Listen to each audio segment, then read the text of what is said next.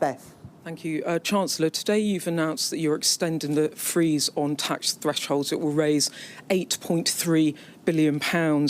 In the budget in 2024, you said extending the threshold freeze would hurt working people. It would take more money out of their pay slips. I am keeping every single promise on tax I made in our manifesto. I say to working people, I will not increase your national insurance. I will not increase your VAT.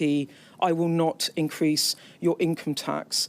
Today, you've just broken your manifesto pledges and your promise to millions of workers in the budget last year you would not extend the threshold. How, in good conscience, can you stay on in your job?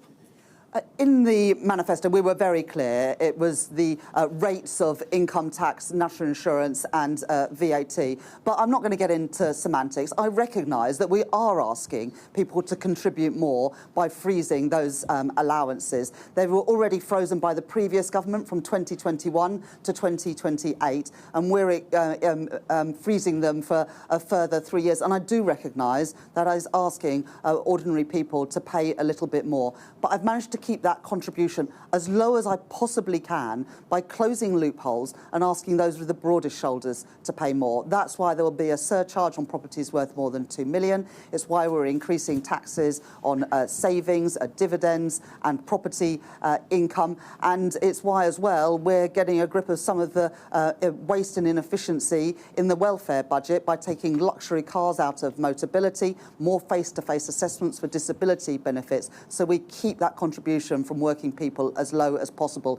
And this year, and in the years going forward, we're taking £150 a year off of people's energy bills for all families, working families and pensioners. And we're able to do that by taking those levies off of people's bills. Can you just acknowledge you've broken a manifesto pledge? You have. The IFS have said you have. Well, if you read the manifesto, we're very clear. We say the rates of income tax, national insurance and VAT. But if you're asking, does this have a cost for working people, I acknowledge it does. I said that in the budget last year. I'm not going to pretend otherwise today, but I do think that is the right decision in the circumstances we face. The OBR have today revised down their estimates of productivity and growth by 0.3 percentage points. They say that that will take out £16 billion of tax revenue we would otherwise have brought in. And they are very clear that is not because of any decision that this government has taken in the last 16 months. It is what's happened in the previous 14 years. Brexit, the pandemic, and frankly, the austerity and chaos from the previous government.